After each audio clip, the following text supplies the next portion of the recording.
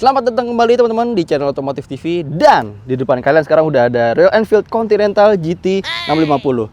Jadi di motor ini harganya cuma 200 jutaan. 200 jutaan, modelnya cafe racer, 650 cc, 2 silinder. Kira-kira seperti apa impresinya dan apa aja fitur di dalamnya? Saksiin terus.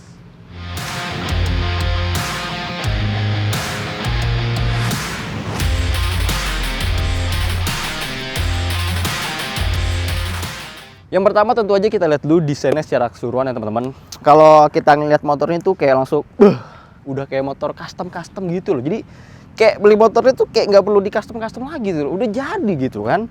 Terus juga desainnya lumayan klasik ya. Seperti dilihat di depan masih pakai suspensi teleskopik, tapi diameter asnya cukup besar, 41 mm. Jadi kesannya tebel, keker, kuat gitu ya. Terus juga di bagian bawah area kaki-kakinya dia pakai velg ring 18 inci teman-teman. Yang depan bannya 100/90, yang belakang bannya 130/70. Dan bannya ini namanya Pirelli Phantom Sportscom. Dan ban ini kabarnya emang dibuat khusus untuk Royal Enfield Continental GT 650. Wah, keren banget ya. Terus juga kalau kita ngeliat pengeremannya, dia single disc brake depan. Ya maksudnya depannya nggak double disc lah. Jadi cuma ada di sebelah kiri, cuma diameter cakramnya cukup besar, 320 mm, dijepit dengan pengereman kaliper dan master rem dari By-Bre atau by Brembo. Tapi cakramnya Brembo teman-teman. Keren banget ya. Dan ini kalau dilihat-lihat semi floating sih, keren banget. Terus kemudian kita lihat dari lampu-lampunya semuanya masih menggunakan bohlam ya, karena kan ini motornya temanya kayak ada retro-retronya lah, klasik-klasiknya. Jadi lampunya masih bohlam biar lebih retro ya, atau ngirit biaya pembuatan ya. Terus kalau kita lihat dari tampak samping ya, frontal ya, tangkinya teman-teman dia nggak terlalu bulat, jadi dikasih sisi-sisi yang cukup tegas, garis-garis tegas di sini nih, lekukannya gitu ya. Jadi untuk menguatkan kesan klasiknya. Dan walaupun terlihat besar, ternyata kapasitas tangki bahan bakar cuma 12,5 liter. Cukup kecil sih ya. Tapi ya untuk jalan-jalan santai atau touring-touring jarak dekat sih cukup sebenarnya. Kemudian kita lihat di tengah ada mesin 650 cc yang cukup besar dengan bak koplingnya, coba lihat. Sebesar ini teman-teman. Dan desain mesinnya itu emang kelihatannya tuh klasik banget ya. Jadi motor keluaran terbaru tapi membawa aura klasik gitu lah. Suspensinya ganda teman-teman yang belakang karena untuk kesan klasiknya ya. Soalnya zaman dulu belum ada monoshock, belum ditemuin lah. Suspensi ganda tapi kesannya sporty, racy karena dilengkapi dengan tabung reservoir di sini. Tabung reservoir ya, tabung gas lah istilahnya, tabung gas nitrogen untuk membantu redaman suspensinya. Ada juga setelan preload. Ada berapa nih ya? 1, 2, 3, 4, 5. Ada 5 setelan preload tanpa setelan compression atau rebound. Ya ntar diceritain lah impresinya.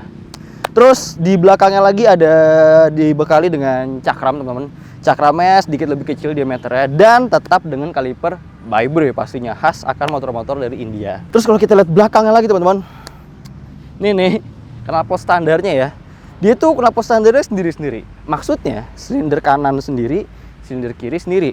Akhirnya kalau kita lihat frontal dari belakang, motor ini lebar banget karena emang posisi knalpotnya tuh kayak melebar gitu loh, keluar dari knalpotnya. Bahkan hampir sejajar dengan diameter stang nih, lebar stangnya. Jadi emang cukup lebar sih. Mesti hati-hati ya. Hati-hati ya motor orang. Lalu bagaimana dengan riding positionnya? Sebelum itu lihat dulu dong. Joknya ramping teman-teman. Kemudian di belakangnya ini kayak ada punuknya gitu teman-teman.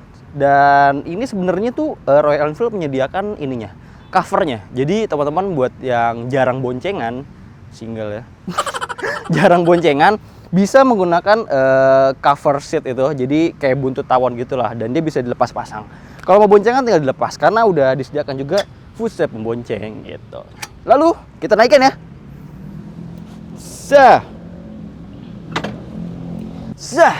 Ini dia teman-teman, tinggi joknya 793 mm. Saya tingginya kurang lebih 170 cm. Kalau napak dua-duanya nih agak sedikit jinjit ya, dikit banget sih. Kalau napak sebelah, iya kalau sebelahnya yang turun napak banget gitu. Ini selain joknya pendek, tadi juga saya udah bilang kalau jok ini ramping banget beneran. Rampingnya ini nular sampai ke tangki nih teman-teman. Jadi dia hampir sejajar gitu, baru di sisi sininya membengkak. Makanya kalau naik motor ini, pahanya tuh bener-bener kayak nggak ngejepit tangki motor besar gitu temen. Karena dia ramping banget gini nih. Ya iyalah, kayak tangki motor 150 cc gitu. Terus juga posisi stangnya dia under yoke ya teman-teman, under yoke. Jadi stang jepit dan letaknya di bawah segitiga. Tapi untungnya Royal Enfield ini masih berbaik hati nih, karena meskipun dia di bawah segitiga, tapi stangnya naik dulu gitu teman, naik baru ke samping. Jadi kalau misalkan yang udah kan stang jepit itu langsung ya begini ya, berarti di bawah nih kurang lebih. Cuma Royal Enfield masih memikirkan kenyamanan pengendaranya. Karena dari itu walaupun merunduk, sebenarnya berkendara menggunakan Royal Enfield Continental GT 650 ini nggak capek-capek banget sih. Emang merunduk, dan kalau lebih dari 1 jam sih emang kerasa di sini ya. Apalagi kalau jalannya macet dan kita bawa barang di belakang, gendong tas atau gendong bayi atau gendong ondel-ondel, itulah. Oke, jadinya kerasa berat. Terus juga posisi footstep-nya lumayan mundur meskipun nggak terlalu tinggi. Jadi nekuk siku gitu, membentuk siku, cuma nggak terlalu menjepit gini sih. Jadi masih enak sebenarnya buat harian, masih oke lah. Di balik riding positionnya yang semi racing, sayangnya Royal Enfield Continental GT 650 ini punya bobot yang lumayan berat teman-teman. Karena bobot keringnya aja mencapai 198 kg. Itu kering ya, maksudnya belum ditambah bensin yang udah fuel tank atau ditambah minyak-minyak, oli-oli di mesin segala macam. Mungkin kalau ditambah-tambah itu ya 200 kg kecil kali ya, sekitar segitulah. Makanya berasa banget kalau mendirikan motor ini dari posisi standar samping. Jadi dari samping kita tegakin, kita tuh butuh effort banget di paha tuh untuk negakin motor ini gitu loh.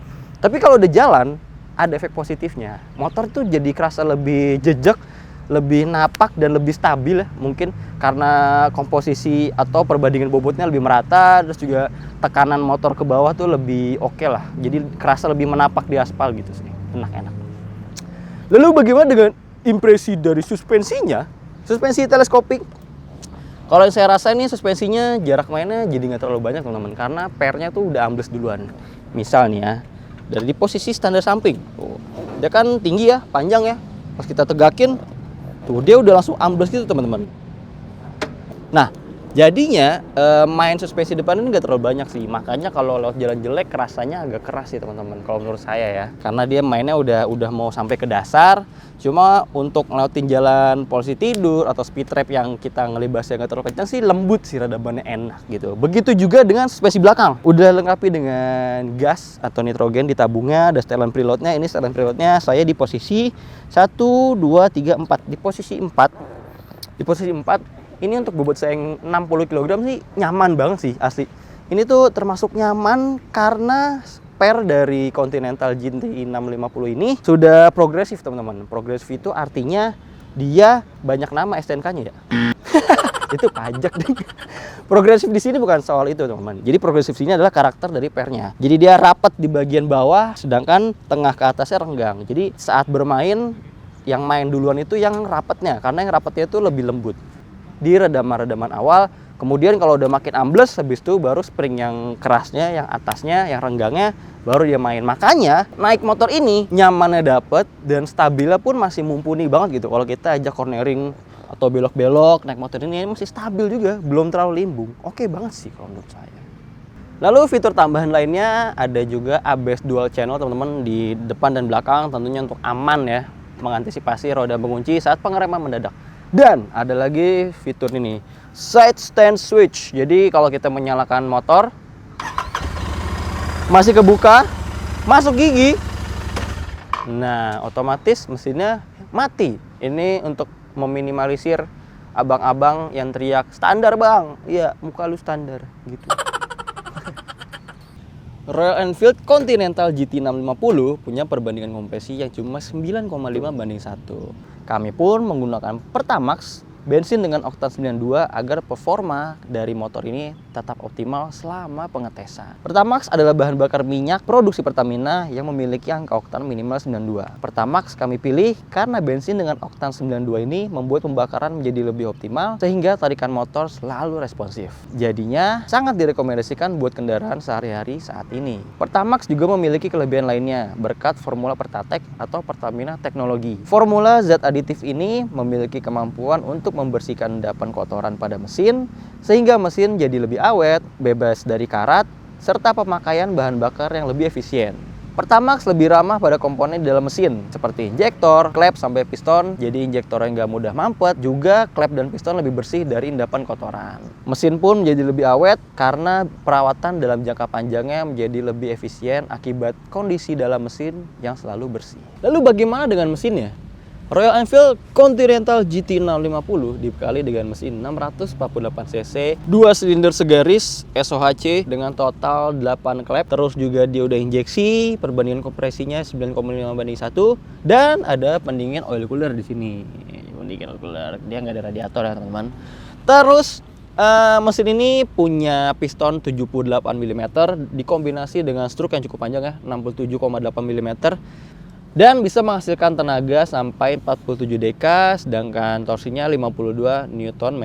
Gak usah heran teman-teman, kok 650 cc tapi tenaganya kecil banget bang? Ya iya dong, jadi mesin Royal Enfield ini emang 650 cc, cuma bukan mesin ini teman-teman, bukan mesin motor sport.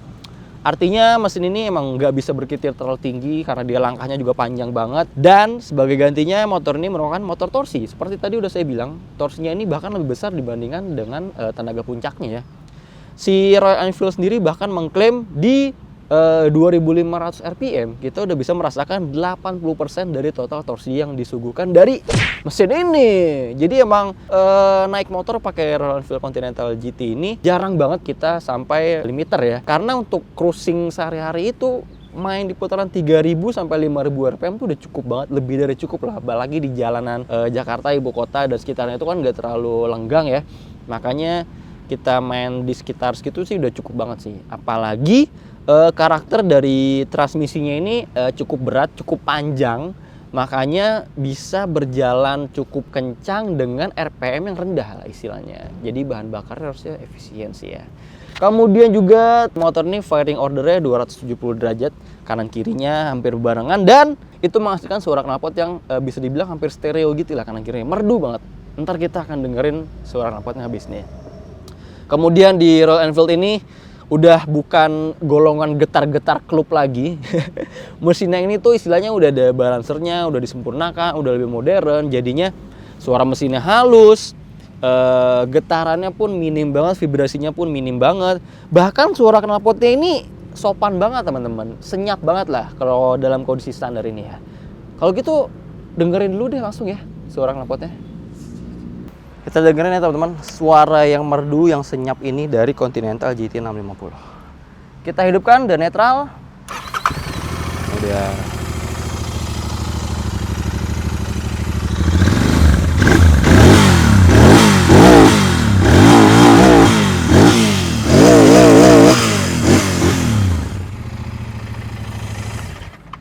Bisa didengar bukan? Suaranya senyap dan RPM-nya emang gak tinggi-tinggi banget teman-teman. Jadi di 7000 atau di 7500 atau di 7200 lah itu udah limiter, itu udah pol banget gitu loh. Emang bukan mesin buat kebut-kebutan. Tapi di balik itu motor ini ternyata fun to drive banget teman-teman. Karena torsinya cukup melimpah ya di putaran rendah. Jadinya untuk stop and go, bermacet-macetan atau jalan nanjak itu kita nggak pikir panjang untuk cari momentum gitu. Jadi udah nggak perlu turun gigi juga, langsung aja buka gas motornya meluncur. Ya cukup oke lah. Untuk catatan waktu pengetesannya menggunakan Race Logic ada di bawah sini ya, atau di mana, di bawah ya. Selain itu mesinnya juga ternyata nggak terlalu panas teman-teman. Bahkan cuma apa ya, kerasa hangat-hangat biasa aja lah, walaupun kita macet-macetan siang hari gitu ya. Dan kalau naik motor ini tuh lihat deh, posisi dengkulnya tuh nempel banget. Sini lihat nih. Bahkan sampai dikasih nih teman-teman. Jadi ada pelindung ya. Ini dari besi cuma dilapisi dengan karet luarnya. Jadi ini untuk melindungi kaki dengkul bagian dalam kita. Karena pasti nempel di sini sih saat kita berkendara. Nih pasti nempel. Tapi nggak ada panas sama sekali. Wow, teknologi yang sangat wow. Untuk mengetahui berapa konsumsi rata-rata bahan bakar Continental GT650 ini, kami harus mengetesnya menggunakan metode full to full ya, karena nggak ada indikator atau informasi average fuel consumption di speedometernya. Untuk itu, setelah kami coba berkendara sehari-hari, kemudian juga kami lewati berbagai macam jalan, juga dengan beragam karakter berkendara, akhirnya didapat hasil rata-rata konsumsi bahan bakarnya itu 26,2 km per liter. Ya, cukup lumayan lah untuk motor 650 cc. Sampailah teman-teman kita di penghujung video. Jadi Royal Enfield Continental GT650 ini dibanderol oleh PT Batavia Nusantara Internasional selaku APM dari RE di Indonesia, mulai dari harga 216,9 juta untuk varian terendah sampai 221 juta untuk varian tertinggi. Kalian tinggal pilih aja kalau minat mau varian yang mana, tinggal disesuaikan. Itu perbedaannya dari warnanya dan finishingnya lah, seperti itu. Lalu kesimpulannya, dengan harga 200 jutaan teman-teman udah bisa mendapatkan motor English bike lah ya, cafe racer yang pure kayak gini udah jadi. Dibandingkan kompetitornya mungkin seperti Moto Guzzi atau Triumph dengan harga 200 jutaan itu jauh banget sih teman-teman. Ini udah dapet yang lain itu mungkin atas 300-400 juta lah. Kemudian juga teman-teman udah bisa mendapatkan riding impression, riding position yang nyaman, mesinnya juga torsinya cukup kuat dan minim vibrasi, konsumsi bahan bakarnya juga lumayan efisien. Cuma emang fitur di motor ini nggak terlalu banyak sih, fitur-fitur elektroniknya gitu ya. Ya ada harga, ada barang, jadi udah dapat murah jangan dituntut lagi gitu kan. Terima kasih kalau gitu buat teman-teman yang udah nonton sampai habis. Jangan lupa di like, dibagikan videonya ke teman-teman kalian, dinyalain lonceng notifikasi juga untuk mendapatkan notifikasi terbaru dari video-video otomotif TV. Di subscribe juga channel lain kami, yaitu ada Motor Second untuk membahas motor-motor second berkualitas dan motor-motor langka. Lalu ada juga Instagram otomotif_TV, dan jangan lupa untuk mencari berita-berita informasi tentang otomotif, jangan lupa kunjungi otomotifnet.com. Kalau gitu, sampai jumpa di video-video berikutnya. Jangan lupa naik helm kalau pakai motor. Loh, kebalik. Jangan lupa pakai helm kalau naik motor. Selalu selamat berkendara, berdoa sebelum berjalan, dan sampai jumpa.